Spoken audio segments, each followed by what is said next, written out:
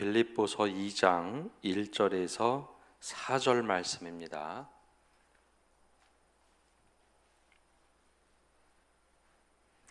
우리 2장 1절에서 4절의 말씀 한 절씩 교독하겠습니다.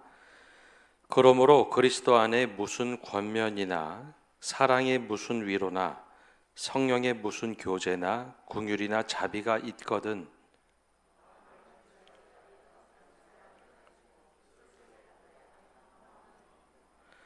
아무 일에든지 다툼이나 허영으로 하지 말고 오직 겸손한 마음으로 각각 자기보다 남을 낮게 여기고 각각 자기 일을 돌볼 뿐더러 또한 각각 다른 사람의 일을 돌아보아 나의 기쁨을 충만하게 하라.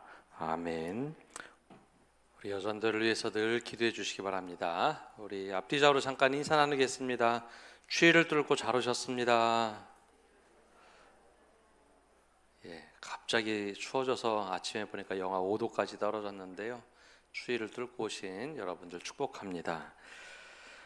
어제는 개인의 부르심과 공동체의 부르심을 통해 온전한 성도가 되는 것, 또 온전한 교회가 되는 말씀을 나누었다면 오늘은 교회 공동체의 전체적인 성장에 대해서 함께 말씀을 나눕니다. 하나님께서 이 땅을 만드실 때 보기에 참 좋았더라 라고 말씀하셨습니다. 그런데 죄가 들어오면서 하나님이 만드신 세상이 망가지기 시작을 했습니다.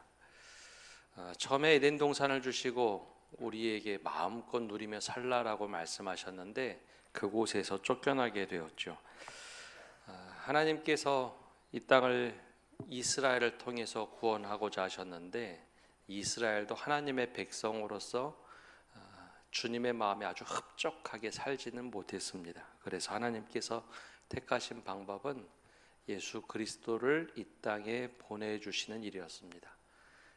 예수님이 이 땅에 오시면서 선포하신 하나님 나라의 복음을 통해서 우리가 새롭게 이 세상을 종말론적으로 만들어 가야 할 방향을 주셨죠. 그래서 이 교회는 하나님 나라의 그 엑기스 진국을 맛보는 곳입니다. 하나님 나라 들어가면 이러한 곳이구나. 또한 교회는 하나님 나라의 이 복음을 전하는 목적도 있습니다. 그래서 교회는 세상의 다른 기관 또 동아리나 모임들과 다르게 주님의 몸된 교회라고 우리는 표현을 합니다. 주님의 몸된 교회, 생명체라는 거죠. 이 모습을 구약 성경에서 다시 찾는다면 바로 에덴 동산의 모습, 하나님께서 직접 다스리고 보기에 참 좋았더라라고 하는 그런 숲과 같은 모습으로 회복되는 것일 겁니다. 교회의 또 다른 모습은 바로 하나님이 직접 다스렸던 에덴 동산의 모습입니다. 그래서 창세기에 나오는 에덴 동산이 요한계시록 마지막에 가면 생명나무가 있는 곳, 불화염검이 다 걷어가지고 생명나무가 있는 곳으로 온전히 회복되기를 바라죠. 그 과정에 교회를 통해서 이루신다라는 겁니다. 그래서 교회는 하나님께서 만드신 숲과 참 비슷한 속성을 가지고 있습니다. 제가 우리나라에서 가본 숲 중에 대표적으로 두 개의 숲이 참 인상적이었는데요. 먼저는 제주도에 있는 비자림 숲입니다. 천년의 숲이라고 불리는 이 비자림은 보통 500에서 600년 정도 된 나무들이 이 산을 가득 메우고 있습니다. 아주 태양이 내리쬐는 여름에 소나기도 내리는 중에 한 2시간 이상 가족들과 함께 그 길을 걸었던 적이 있습니다. 비자림을 걸으면서 참 인상적이었던 것은 사람이 관리하지 않았지만 숲이 굉장히 우거졌다는 겁니다. 사람의 손이 닿은 곳은 길 외에는 거의 없습니다.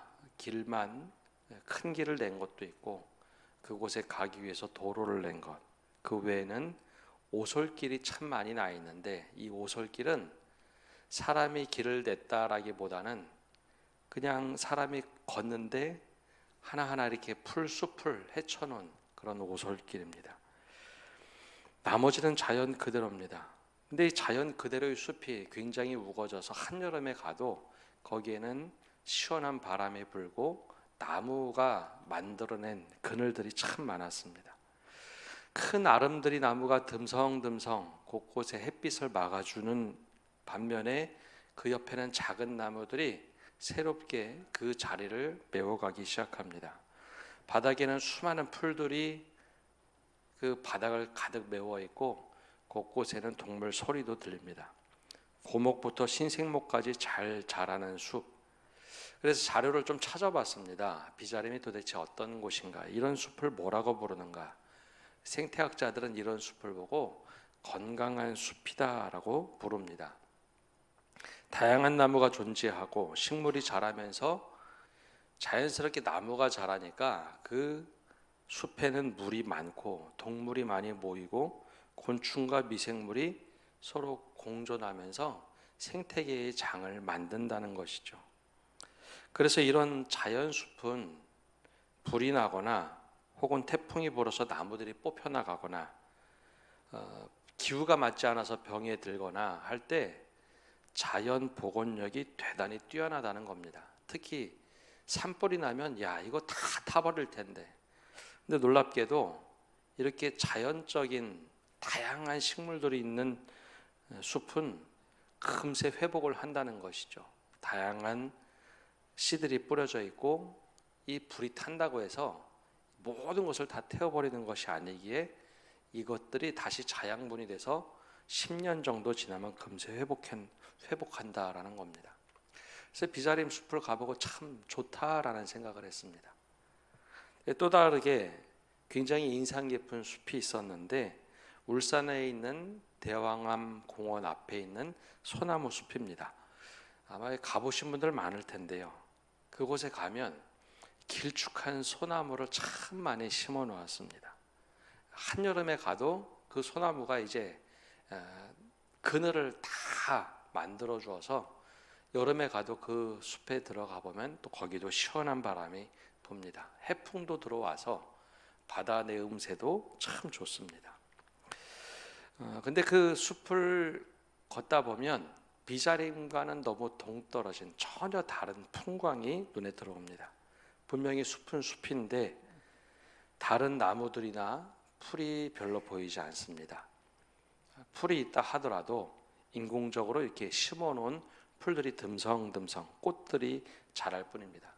여러 번 방문했을 때도 그곳에 인부들이 와서 풀들을 정리하고 심는 모습을 참 많이 봤습니다.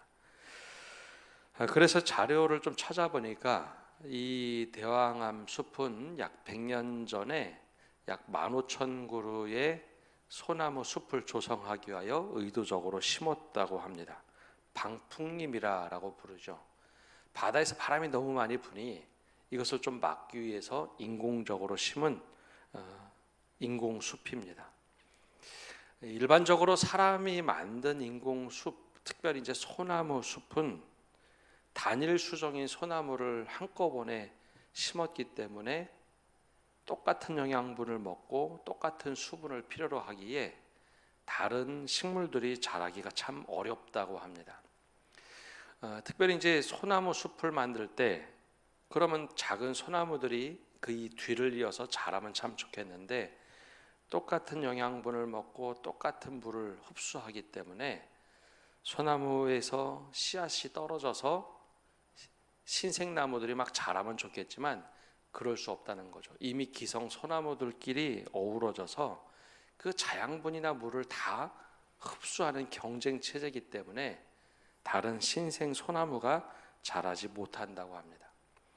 그러면 다른 나무들도 자라면 참 좋겠는데 다른 나무들도 자랄 수 없는 것이 이미 소나무가 그 솔잎을 떨어뜨리면서 이 소나무 솔잎에 아주 독특한 성질 때문에 다른 씨앗이 떨어져도 그곳에 뿌리를 내릴 수 없다라는 거죠. 소나무 숲은 그래서 대부분 가면 땅이 그냥 붉은 땅으로 남아있는 곳이 대부분입니다. 그래서 의도적으로 그 밑에 풀을 심지 않는 한 대부분 소나무 숲은 바닥을 붉은 땅으로 만들어 버린다는 거죠. 그래서 햇빛도 차단이 되고 영양분도 제한이 되어 있기 때문에 다른 풀들이나 나무들이 자랄 수 없고 특히 신생나무들이 없다라는 것이 특징입니다. 그래서 생태학자들은 이것을 보고 건강한 숲이라고 부르진 않습니다. 보기에는 좋지만 건강한 숲이 아니다. 그래서 산불이나 혹은 태풍이나 병충해로 손상을 받으면 이런 숲은 거의 자연적으로 복구되기가 어렵다고 합니다. 다시 사람들이 가서 다른 나무를 심거나 혹은 오랫동안 기다려서 소나무들이 자라는 것 외에는 다른 방법이 없다고 하죠. 그래서 생태학자들은 이것을 보고 건강한 숲이라고 이야기하지는 않습니다. 계속 관리하지 않으면 오래가지 못한다는 것이죠. 우리 눈으로 보기에 좋은 것과 정말 실제로 건강함이 다르다라는 겁니다. 교회는 에덴 동산과 같은 곳으로 하나님께서 성장하기를 원하십니다. 그렇다면 두 개의 굉장히 대조적인 아름다운 숲인데 교회는 어떤 숲이 되어야 할까요? 교회를 숲으로 비유하자면 교회는 에덴 동산처럼 비자림과 같은 숲을 이루어 가야 되는 곳입니다. 인공적인 단일 수종이 있는 숲이 될 때는 결코 건강하지 않다라는 것이죠. 그래서 이 두 가지 숲이 참 대조적이었습니다. 자연이 내버려둬도 서로 어우러져서 만들어가는 숲과 단일 품종으로 고립되어진 숲과 같은 것. 우리 교회는 이제 90주년을 맞이했습니다. 지금까지 우리는 어떤 숲을 갖고 왔습니까? 오늘 말씀은 다양한 이들이 모였을 때 교회는 어떤 곳이어야 되는가? 1절과 2절에 이렇게 말씀하고 있습니다. 1절, 2절 우리 함께 읽어보겠습니다. 그러므로 그리스도 안에 무슨 권면이나 사랑의 무슨 위로나 성령의 무슨 교제나 긍휼이나 자비가 있거든 마음을 같이하여 같은 사랑을 가지고 뜻을 합하여 한 마음을 품어. 한 마음을 품어라. 마음을 같이해라. 같은 사랑을 가져라 라고 하는 것은 이미 전제가 있습니다. 생각이 다르다는 거죠. 마음이 다르고 다른 뜻을 가지고 있는 사람들이 모였을 때 어떻게 해야 되느냐? 바로 마음을 같이하고 같은 사랑을 가지고 뜻을 합하여 한 마음을 품어라. 즉 생명의 공동체가 되는 한 마음을 품어라 라는 겁니다. 서로 다르지만 그럴 때 건강한 교회, 건강한 모습이 있다는 거죠. 여러분 숲의 위용을 만들어 갈 때 그때 가장 중요한 나무들의 역할이 있는데 가장 중요한 나무들의 역할은 아름드리 나무들, 굵고 높게 자란 나무들의 역할이 가장 중요합니다. 우린 이것을 보고 오랜 숲에서 고목이라고 부릅니다. 그 나무들은 굉장히 높게 자랐기 때문에 그냥 이렇게 앞을 본다고 다 보이지 않습니다. 고개를 들어서 하늘을 번쩍 쳐들고 보아야 그 고목의 끝이 보입니다. 키가 크고 오래된 그 나무들의 역할이 있습니다. 그 나무들은 그늘을 져주는 것뿐만 아니라 거센 바람으로부터 다른 나무들을 보호하는 역할을 합니다. 큰 나무들이 신생나무가 자라지 못하도록 이렇게 막고 있는 것처럼 보이지만 실제 건강한 숲은 그 나무들이 하는 일은 작은 나무들이 자라지 못하도록 하는 것이 아니라 바람을 막아준다라고 말을 합니다. 처음에 큰 나무들이 있으면 작은 나무들이 자라지 못하는 줄 알았습니다. 근데 그렇지 않다고 하죠. 큰 나무들이 하는 것은 거센 바람, 특히 태풍과 같은 거센 바람이 올 때 그 큰 나무들이 버텨줘야 그 밑에 있는 작은 나무들이 쭉쭉 자라면서 성장할 수 있습니다. 또한 큰 나무들이 해야 할 일은 낙엽을 겨울이 되면 많이 떨어뜨리는 겁니다. 작은 나무들에서 떨어지는 낙엽도 자양분이 되겠지만 큰 나무들이 떨어뜨리는 이 낙엽의 자양분들은 자신만을 위해서 쓰지 않습니다. 그 낙엽이 떨어지면 자신을 위해서 쓰는 자양분도 되겠지만 작은 나무들이 살아갈 수 있는 터전을 만들어 줍니다. 특별히 이제 동물들이 와서 살아갈 수 있는 미생물들이 많이 자라고 거기에 풀들의 자양분으로 대부분 쓰여지죠. 그 나무들이 없으면 오히려 생태계가 교란이 되기 시작합니다. 그늘을 만들어서 다른 나무들의 방해가 된다 싶어서 고목들을 한번 걷어치우면 어떤 일이 생길까요? 그 숲은 작은 나무들이 살아가기에 쉽지 않습니다. 아침 저녁으로 부는 거센 바람에 작은 나무들의 가지들이 부러지는 경우가 대부분입니다. 태풍이 한번 오면 작은 나무들은 속수무책으로 가지들이 다 부러지고 말합니다. 큰 나무들이 바람을 막아줘야 하는 거죠. 낙엽을 떨어뜨려주고 작은 식물들과 미생물이 살아갈 터전을 만들어주는 겁니다. 그래서 숲은 이상하게 사람이 관리하지 않았지만 산과 자연이 만들어낸 숲은 가면 갈수록 사람이 들어갈 수 없을 만큼 빡빡한 풀로 가득 차 있습니다. 그리고 그곳엔 동물이 깃들기 마련이죠. 이것이 같은 사랑과 한 마음을 품어가는 숲과 같은 교회입니다. 그래서 어른들이 믿음 생활 오래 한 분들이 때로는 그늘이 되어주고 때로는 거센 풍랑이 있으면 그것을 막을 수 있는 힘이 있는 것, 그게 건강한 에덴 동산과 같은 숲을 만들어가는 교회입니다. 그뿐만 아니라 3절에 이렇게 말하고 있습니다. 우리 3절 말씀 함께 읽어보겠습니다. 아무 일이든지 다툼이나 허영으로 하지 말고 오직 겸손한 마음으로 각각 자기보다 남을 낮게 여기고. 아멘. 건강한 숲을 보면 나무들은 자기의 털을 이렇게 마련합니다. 근데 나무들이 물론 고정되어 있는 나무지만 사실 그 생태계에 만들어 가지는 과정을 보면 그리 단순하지만은 않습니다. 근데 나무들은 희한하게도 자기의 자리를 만들어 갈 때 오늘 말씀처럼 다툼이나 허영으로 싸우지는 않습니다. 근데 그 자리에 한번 털을 잡으면 오랫동안 그곳에서 자신의 역할을 합니다. 소리 지름 없이 때로는 부러지고 꺾이는 것도 있지만 그 자리를 겸손하게 만들어가면서 거기를 풍성한 삶의 보고를 만들죠.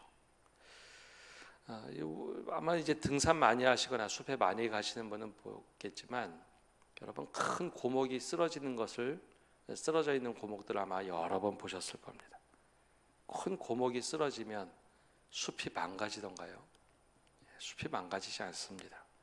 큰 고목이 쓰러지면 그곳에서 먼저 동물들이 와서 그곳을 둥지 삼아 무엇인가 합니다. 작은 버섯도 그곳에서 다시 피어나기 시작하고요. 그 고목은 그 숲에 엄청난 자양분을 많이 만들어줍니다. 작은 나무들이 그 고목이 하나가 쓰러지면 그 빈자리를 메꿔가기 위해서 열심히 자랍니다. 그리고 그 빈자리에 다시 태양을 향해 쭉쭉 올라가고 다시 그늘을 만들기 시작합니다. 숲이 우리에게 주는 지혜들이 참 많습니다. 거기에는 경쟁도 없고 함께 어우러져 살아가는데 이게 어떻게 사람이 만드는 것보다 훨씬 더 아름답게 만들 수 있을까? 바로 하나님이 자연의 섭리를 통해서 만들어 가시는 숲, 그 모습 그 자체입니다. 교회도 그 모습과 참 유사하게 성장해 가야 합니다.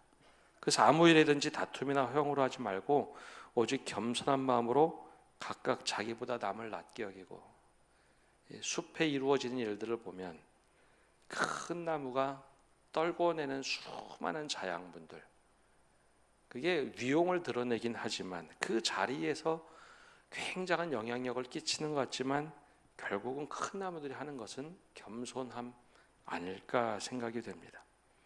교회는 그런 아름다운 숲이 되어야 한다는 것이죠. 근데 이와 다르게 단일 수종으로 만들어낸 숲은 우리가 생각하는 생태계의 숲과는 참 다릅니다. 단일 수종으로 만들어낸 인공숲은 보이면 좋습니다. 한 단일 수종으로 심어졌기 때문에 보기에는 좋습니다. 우리끼리 모이고 비슷한 사람끼리 모이고 그래서 굉장히 좋은 것 같은데 지속성이 없다는 것이죠. 다른 신생식물들이 자라기가 참 어렵습니다. 비슷한 생각, 비슷한 사고 구조만 가지고 있으니까 어느 순간에 흔히 말하는 레드오션과 같은 교회가 된다는 것이죠. 주위에 다른 식물조차 자라지 못하는 고립된 숲이 되는 것, 그게 바로 대부분 인공숲입니다. 그러나 주님께서 원하시는 것은 다양하게 막 섞여 있지만 각자의 부르심대로 자랄 수 있는 곳, 토양이 되는 것, 이런 은사대로 살아가고 저런 은사대로 살아가고 아주 작은 미물조차 함께 성장하는 그런 숲이 되기를 주님께서는 원하고 계십니다. 더 나아가서 우리 4절 말씀 우리 함께 읽어보겠습니다. 각각 자기 일을 돌볼 뿐더러 또한 각각 다른 사람의 일을 돌보아 나의 기쁨을 충만하게 하라. 아멘. 하나님이 꿈꾸시는 숲과 같은 교회, 각각 다른 사람들의 일을 돌봐 나의 기쁨을 충만하라. 바울이 나의 기쁨을 충만하라 했지만 다시 돌려보면 주님의 기쁨을 충만하게 하는 것은 서로 돌보며 자기 일을 통해서 각자 다른 사람을 돌보는 일입니다. 건강한 숲은 그렇게 서로를 돌보는 숲입니다.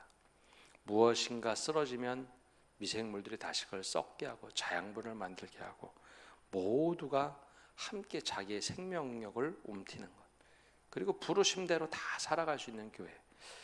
굉장히 이상적인 것 같지만 우리는 자연적인 숲에서 늘 우리는 이 모습을 배웁니다. 아무것도 아닌 것 같지만 그 숲에서 오는 지혜들이 있습니다. 하나님이 만든 섭리가 작동되는 것. 바로 우리 교회가 이제 90년 동안 우리는 이곳에서 작은 숲을 이루어왔습니다. 이제 100년을 맞이해야 될 시간들, 또 더 이상 지속해야 될 시간에서 우리는 지금까지 어떤 숲을 만들어 왔는지 이 말씀을 통해서 또 자연의 섭리를 통해서 하나님의 섭리를 통해서 우리를 한번 비춰보셨으면 합니다. 앞으로 우리는 어떤 숲을 만들어야 될까요?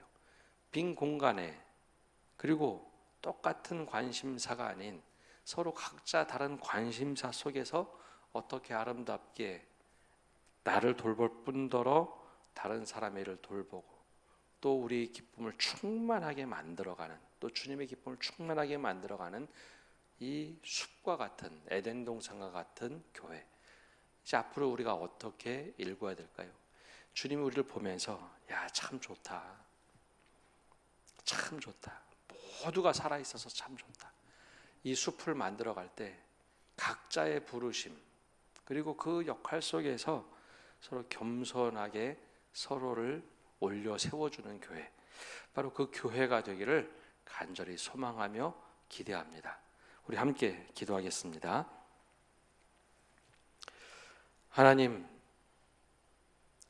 주님께서 에덴 동산을 만드시고 아니 이 세상을 만드시고 보시기에 참 좋더라 라고 말씀하셨던 그 은혜가 우리에게 동일하게 있기를 원합니다. 주님께서 세상을 만드시고 다양한 동물과 식물들, 사람들이 어우러져서 함께 살아갈 때 때론 보이지 않는 미물조차 주님께서 보시기에 좋았더라 라고 말씀하셨던 그 숲과 같은 곳, 바로 우리 교회가 바로 그런 자연의 섭리 속에서 이루어지는 교회가 되게 하여 주옵소서. 믿음의 선배들이 정말 주님께 받은 은혜를 열심히 생산하고 은혜를 떨궈내고 그것을 가지고 다음 세대들이, 그리고 새로 교회에 온 성도들이 함께 그 자양분을 먹고 은혜를 받고 서로 돌보는 교회가 되게 하여 주옵소서. 생명을 위하여 한 마음과 한 뜻과 한 사랑 안에서 그 뜻을 품고 생명력을 더 키워가는 교회가 되게 하여 주시옵소서. 더 나아가서 주님, 다른 마음이 아니라 주님께서 주신 그 겸손한 마음, 허영과 다툼으로 살아가는 것이 아니라 더 남을 낮게 여기며 교회가 모든 생명력이 움틀거리며 살아날 때, 우리가 이제 90년을 넘어서 100년을 향해 달려갈 때 생명력이 살아 움직이는 교회가 되게 하여 주시옵소서. 그래서 노년에서부터 유년기까지 각 세대들이 다 살아 움직이는 교회가 되게 하시고, 우리 교회 출신들뿐만 아니라 또 새롭게 교회 나온 모든 성도들이 함께 어우러져서 씨앗을 뿌리고 줄기가 자라고 열매를 맺는 건강한 숲과 같은 공동체가 되게 하여 주시옵소서. 그래 주님께서 우리 교회를 통하여 하나님의 나라가 이런 곳이다 라고 말씀해 주시고 기뻐하시는 교회 되도록 축복하여 주시옵소서. 이 사명과 소명을 우리 각 사람에게 주셨사오니 이 소명과 사명들을 잘 이루어가는 성도 한 사람 한 사람 되도록 축복하여 주시옵소서. 이제는 예수 그리스도의 은혜와 아버지 하나님의 크신 사랑과 성령님의 교통하심과 위로하심이 오늘 기도에 참여한 모든 믿음의 식구들과 그리고 믿음의 권속들 위에 이제로부터 영원까지 함께 하시기를 간절히 축원하옵나이다. 아멘.